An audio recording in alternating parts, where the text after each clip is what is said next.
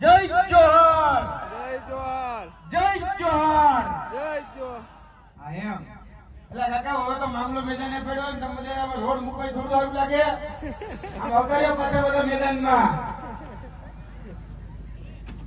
આ વરસાદ તો આવે ને જાય.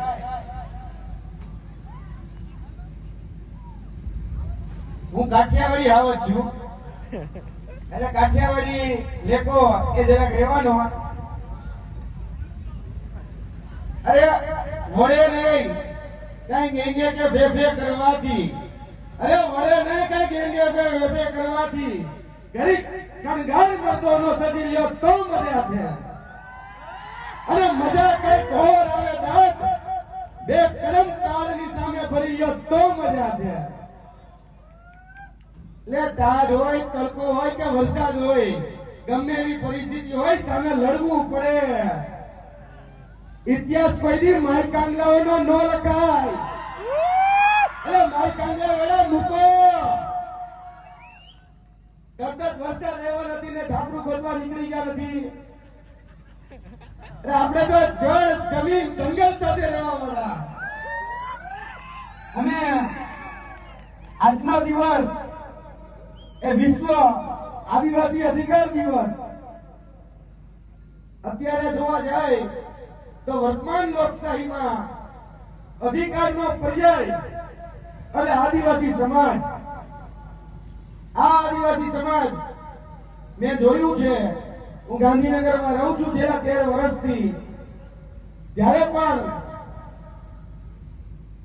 એની સાથે અન્યાય થતો હોય, સામાન્ય નાગરિક સાથે અન્યાય થતો હોય, કોઈ પ્રતાડિત થતો હોય, ત્યારે પેલો કોઈ જો વ્યક્તિ આવે ગાંધીનગરની અંદર પગ મૂકે તો એ હંમેશા આદિવાસી જ હોય. અધિકાર માટે હંમેશા ડંકેની ચોટ ઉપર લડ્યા છે.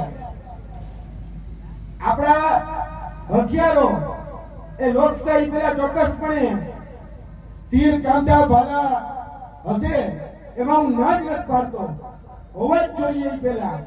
પરંતુ આ આદિવાસી સમાજને હું કહેવા માંગુ છું કે વર્તમાન લોકશાહીના સમયમાં જો સાચું કોઈ તમારું હથિયાર હોય તો એ છે શિક્ષણ.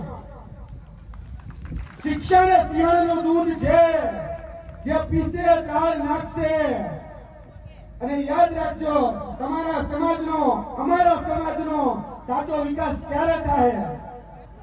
જ્યારે રેલી તરફ થતી ભીડ એ લાઇબ્રેરી તરફ જવી વળી જશે કે શિક્ષણ તરફ જવી વળી જશે, ત્યારે સમાજનો સાચો વિકાસ થશે. સાચું હથિયાર આ લોકશાહીમાં વર્તમાનમાં એ શિક્ષણ છે, એ જ્ઞાન છે. એ જ્ઞાન રૂપી તાકાત જો તમારી પાસે હશે તો અહીંયા ઉપસ્થિત જેટલા પણ મહાનુભાવોએ જેટલી પણ વાત કરી, આદરણીય મારા પરમ મિત્ર એવા ડેડિયાપાડાના ધારાસભ્ય શ્રી ચેતરભાઈ જે વાત કરી, એ બધી વાત ત્યારે જ સાર્થક થશે કે જ્યારે આપણે શિક્ષિત બનીશું અને એના પછી આપણે દીક્ષિત બનીશું, ત્યારે આ બધી વાત સાર્થક સાબિત થશે. એટલે એક નાનું ગમતું સૂચન, આંદોલનમાંથી ઉભો થયેલો વ્યક્તિ છું, આંદોલન વર્તમાનમાં કરું છું. જ્યારે સમાજનો કોઈ મોભી, સમાજનો કોઈ અગ્રણી જ્યારે આગળ વધતો હોય ને ત્યારે પગ ન ખેંચતા, ત્યારે હાથ ખેંચજો. સમાજનો કોઈ મોભી, સમાજનો કોઈ અગ્રણી જ્યારે આગળ વધતો હોય ત્યારે સલાહ ન દેતા તમારે આમ કરવું છે, ફલાણાને આમ કરવું છે, નહીં. સહકાર આપજો, સાથ સહકાર અને સહયોગ. કારણ કે લોકશાહીમાં યાદ રાખજો, માથા ગણાય છે. આ માથા ગણાવવાની લડાઈમાં સાથ સહકાર અને સહયોગની જરૂર છે. સલાહકાર મિત્રો એ અહીંયા બધા વડીલ વર્ગો આપણા બેઠા છે, એ સલાહ સૂચનો આપશે. આપણા અગ્રણીઓને, આપણા મોભીઓને સલાહ સૂચન આપનારા બેઠા છે. ત્યારે પણ આપણા હકની લડાઈ હોય, તમારા આદિવાસીનું ગીત છે ને કે હકની લડાઈ લડી લેવી પડે, ભયું હકની લડાઈ એ લડી લેવી પડે. તો જયારે લડવા નીકળો ત્યારે બધાએ ખભોથી ખભો મિલાવી સાથે ચડવાનું છે. ચાલશો ને? હા, પાક્કું? તો તમારો અધિકાર દિવસ આજે સાર્થક સાબિત થશે. કારણ કે જયારે યુનોની અંદર નોંધ લેવામાં આવે અને કહેવામાં આવે કે ના આ સમાજ ક્યાંક વંચિત રહી ગયો છે.